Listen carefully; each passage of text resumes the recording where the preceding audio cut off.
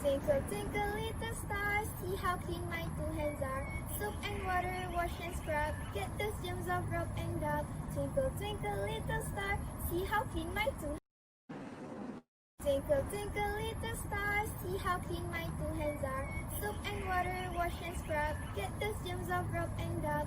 Twinkle, twinkle, little star, see how clean my two hands are. Hey custodians! Hand washing is a quick and simple way to protect you from virus. It's easy and only takes you 20 seconds. In order to prevent from this pandemic happening in Castor, please follow this procedure. First, always wear your mask if you're going to meet people. Second, use hand sanitizer to get rid of germs. And lastly, please keep your distance at least 5 to 6 feet apart to avoid direct contact. Brought to you by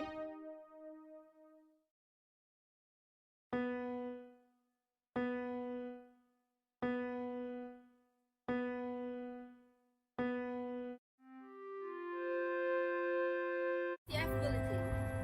A zoonotic virus named Improbatus falcium, generally known as IMPF31, has made its way into Castor, gaining traction and infecting hundreds of citizens day by day. The virus is said to be highly infectious and was initially transmitted by a pet cat owned by a security guard who works at the power plant station. This deadly virus is transmitted through body fluids such as saliva and mucus. Symptoms of the disease include high fever, coughing, and flu. Chaotic events resulted by IMPF31. Castor has been facing with pre-existing issues of overpopulation and a shortage of resources, eliciting worry from the general public. Following that, Largan's protests and intentions.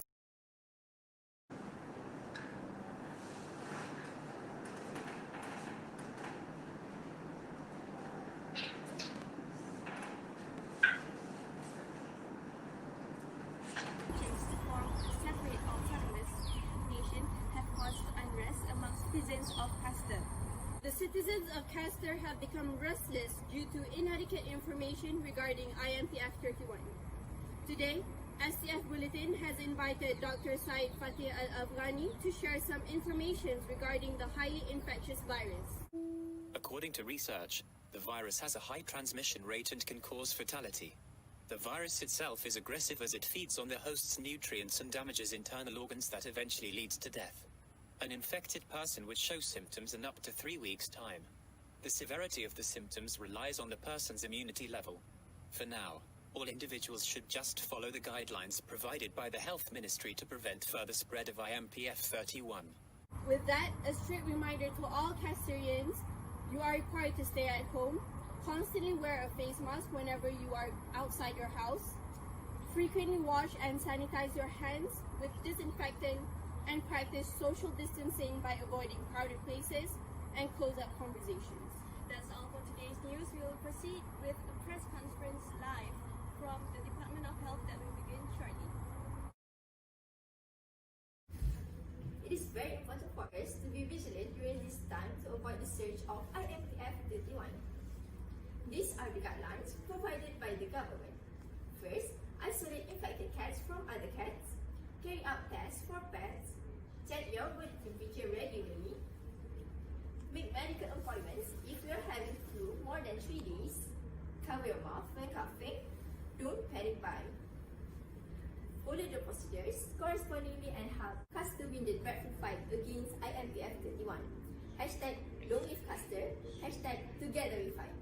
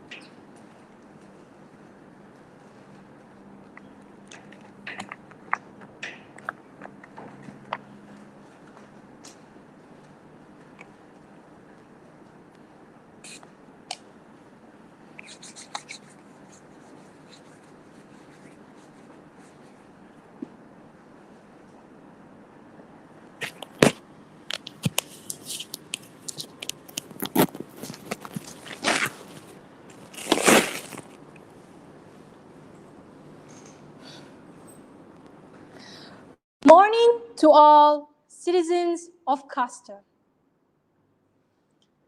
As you all are aware, there are a number of issues occurring in Castor as we know it.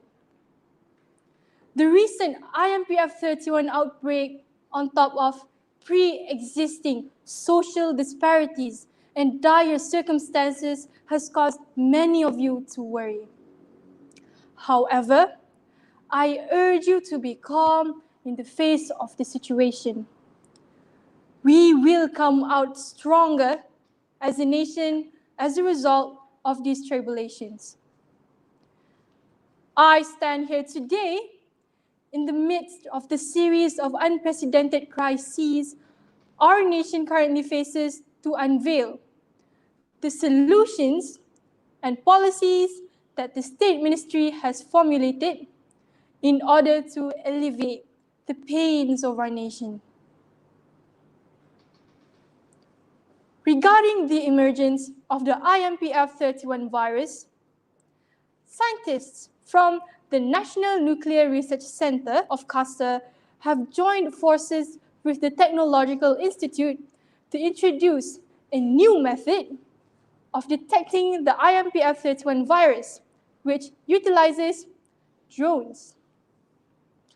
The drones will fly approximately 100 meters in the air and emit X-rays to detect the virus in human bodies within view. This plan will be prioritized for green and yellow zones where the number of recorded cases are low. The subsequent solution is mandating cats to be sent to isolation centers to avoid further transmission of the IMPF 31 virus. It will be compulsory for citizens to send pet cats to the centers, and there will be a board of animal patrols to capture stray cats. The period of isolation is uncertain, for they will be held until a vaccine is attained. On a positive note, the vaccine development progress has surpassed the halfway point, a result of the remarkable dedication local researchers put into their work. The vaccine is manufactured using advanced nuclear technology coupled with the healing powers of omega-3. Moving on to our first issue, overpopulation. It has been acknowledged that our nation has a surplus in population, resulting from our low mortality rates and high birth rates. This issue has led to the strain and exhaustion of natural resources, which means that the consumption of resources such as water, food, oil, and electricity is at a faster rate than it is supposed to be. It is feared that no positive change in the current circumstances will result in an ecological and societal collapse. Regarding the issue, the government will be imposing a two-child policy beginning on the 1st of August 2032. A penalty fine worth 10,000 Castor bucks will be issued to couples who do not abide by the policy. Exceptions to the policy include children born before the set date of the policy and children born with disabilities. Abortions will be legalized only if it is absolutely necessary. Non-firstborn multiple birth, such as twins and triplets, so on, are also excluded from the policy. However, if the first birth is a multiple birth, the couple will not be allowed to conceive more children. Furthermore, contraceptive methods will be emphasized through government-based family planning centers. Contraceptive methods such as condoms, contraceptive pills, spermicides, and so on will be sold at a lower price.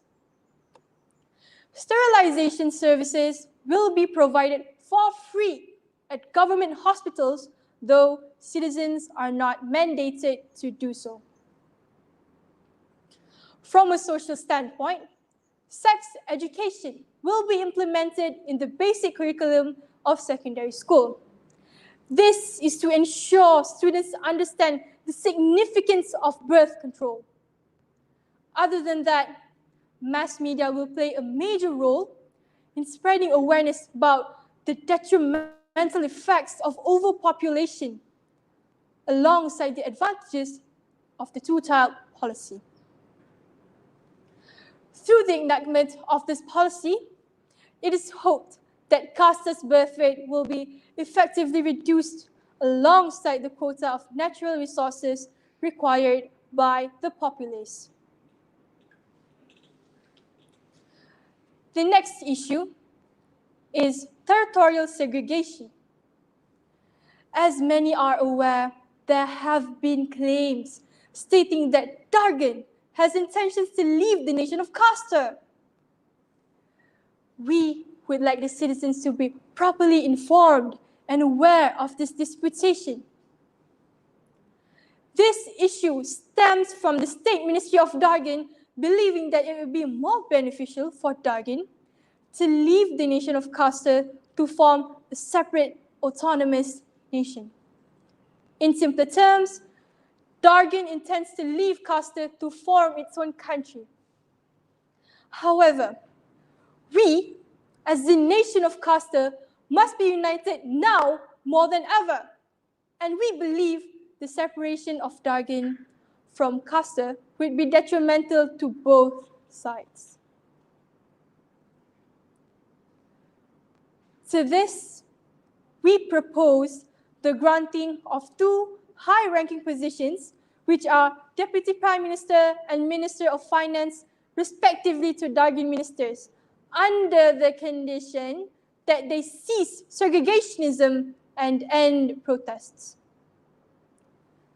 The next proposal is relocating the capital of Castor to Dargan to appease Dargonians and allow coordination and cooperation with other states. This allows Dargan to become the center of government affairs and will also allow easier access for trading and establishment of foreign relations. This proposal would serve to quell Dargan's protests while ensuring that the status of Dargan remains as a state of Castor.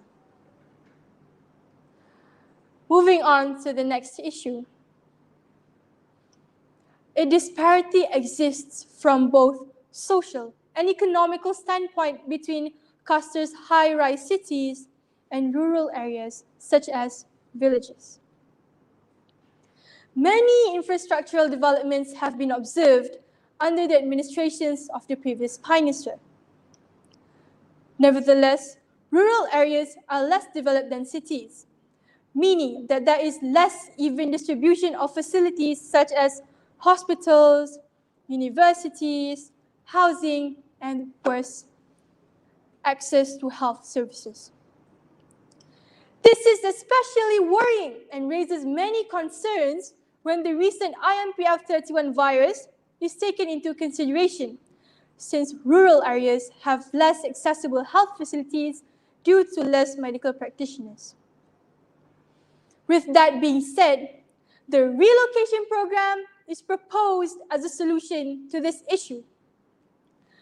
The program is a long-term development program intended to lessen the gap between cities and rural areas in terms of development. Through the relocation program, vacant land plots will be sold to investors willing to invest in the development of the land, such as building housing units, facilities, parks, shops, and malls. Quotas will be given for each type of building, such as only 3 new hospitals allowed to be built per rural district. The relocation program is proposed to take place after the IMPF 31 pandemic has subsided. Regarding the pandemic, rural and less developed areas have less access to health facilities and may need to travel to other cities for health services. However, this would pave the path for the spread of IMPF 31 and increase the number of infections. The first step for the government to take is to mobilize medical teams, consisting of 1 doctor, 4 nurses, 1 healthcare assistant, and medical graduates. Why medical graduates? We opt to select medical graduates to be a part of the teams as they possess a degree in the medical sector and are qualified since majority of them have job experiences. These teams will function to conduct tests for IMPF 31 using rapid test kits developed with Dargonian technology. Results can be obtained within 15 minutes with the use of these rapid test kits. Upon receiving a positive result, the examinee will be transported to a temporary quarantine center.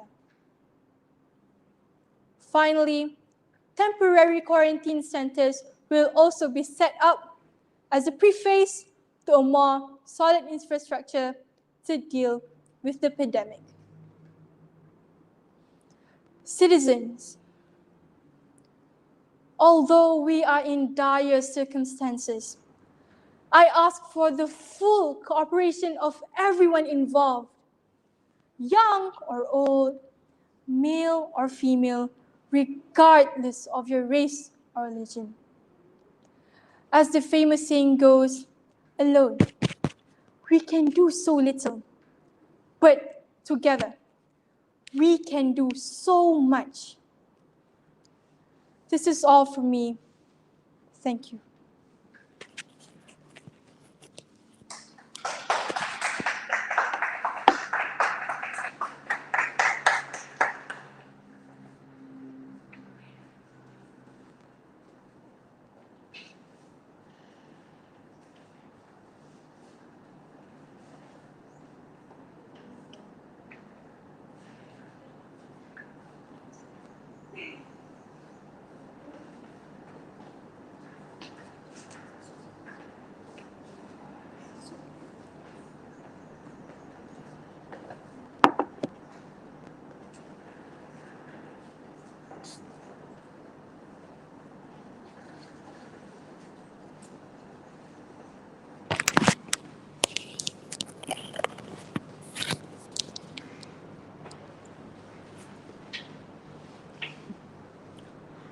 Good morning. I, Afiqah Aida, today will be answering any questions posed by the audience in regards to today's press conference. Now, the first question is, would moving the capital to Dargan just compromise the safety of the cabinet in case an uprising occurs? All right. Now, what exactly is the reason we are moving everything to Dargan? The reason we are moving the capital to Dargan is because we want to reduce the amount of protests. Dargan right now feels left out. Dargan feels that it wants to actually leave the nation. And so, right now, why we are moving the capital to Dargan is because we want to try and appease the citizens of Dargan, as well as their ministers. And so, in efforts of doing so, we hope that this will quell any backlash that could be gained from ignoring the matter. However, in the event of any backlash, the state of Dargan is required to limit its backlash and actually impose punishments towards those who actually who are rebelling against the actions of who are doing any segregational acts. This is because the policy enforced has already stated that one of the conditions of moving the capital to Dargan and granting positions to Dargan ministers, it has already stated that segregational acts must be stopped. In case still any any uprisings or any rebellions do occur, we believe that the security around the building of around the central affairs building for the government is fairly enough and well equipped in order to combat any surges of attacks. I hope that answers your question.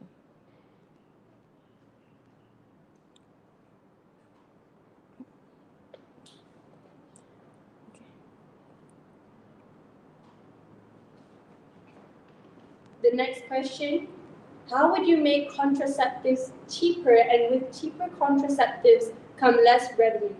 How would you overcome that? First, I would like to state two things. First, the contraceptives that the government will offer include operations such as for sterilization, such as tubal ligation, and also vasectomy. Aside from that, non-surgical methods include contraceptive pills, hormone injections, and even family planning, which will be based on natural rhythm calendars. All of these will be available at government-facilitated fertility clinics and even family planning centers. Now, regarding costs and revenue, when we are talking about this issue, I believe that the government is able to put aside earning in order to achieve peace and in order to stabilize the rampant issues that are occurring. So, if we were talking about sterilization, for example, if a normal procedure costs around 3,000 caster bucks, then it must be noted that about 90% of the cost actually goes to the surgeons themselves, as that is their salary for conducting this. But however, under Caster's government, by going for procedures like for going for sterilization in government clinics, these fees will be waived because these are already included in the surgeons or doctors' salary. And so we won't actually be losing any money there. No revenue is lost because that is already something that is normally occurring. It is a part of Caster's basic free healthcare system. And as for use of contraceptives and such, mostly, Caster has already manufactured our goods in-house, as Caster does not rely on any imports from other nations as of 2031. I believe our technology and our efficient systems are already more than enough to deal with these issues. All right. I hope that answers your question. The next question, by giving the post to Dargonians, will they take over the Caster's government? The post that we are giving to Dargon ministers is the post of the Deputy Prime Minister and also the Minister of Finance. Unless people are less well-versed in politics, a minister does not have full control over their sector. Neither does a Deputy Prime Minister. Everything is facilitated by a board of many, many people, and not all of them are Dargonians. We also acknowledge the fact that there already are Dargon citizens who are part of the ministry. And however, we acknowledge that it is in our best interest not to assume negativities, but also be prepared just in case it happens. And so, what you mean by people taking over the government, that would actually mean you are assuming that they would take control of the whole country. That is nearly impossible because there are many, many more people who they will have to go through in order to even obtain a slight bit of change. So I hope that also answers your question.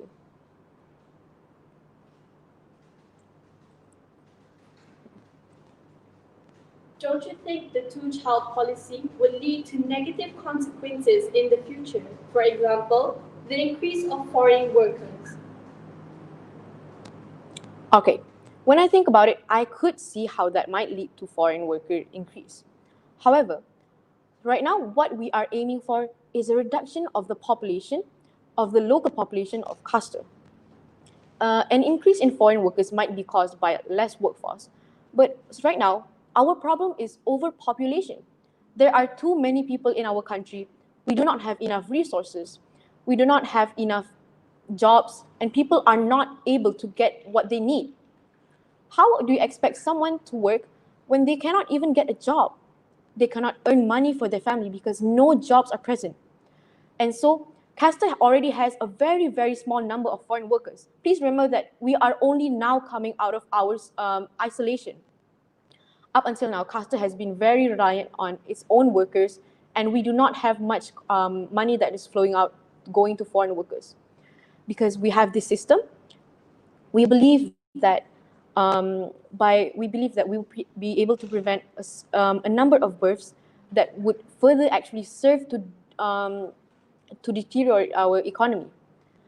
So by, for example, comparing one job opening between 100 people who are trying to get that job and 10 people, how much more likely are you to get it when you compare the sheer number of people who are trying to get that job? I hope that also answers your question. Okay, now I think I hope that I have answered all of your questions properly. I'm very thankful to all of those who have asked and all of those who are present here and watching us. I assure you, the government is doing its utmost and its very best in order to get the best for Castor citizens. We are working day and night, and we are trying to get the best for all of you. So please rest assured and have faith in us. If you have any more questions, you can please go to our website. The link will be shown right now on screen. You can go to the link, or you can scan the QR code. Everything you need to know is there, and there is also a hotline for you to call, and there's also an email for there's also a way for you to email your questions. We will get back to you as soon as possible, as we have a very dedicated response center. Now, that is all that I have to say today, and I thank you, every one of you, for being a part of Castor. Long live Castor. Together, we will win.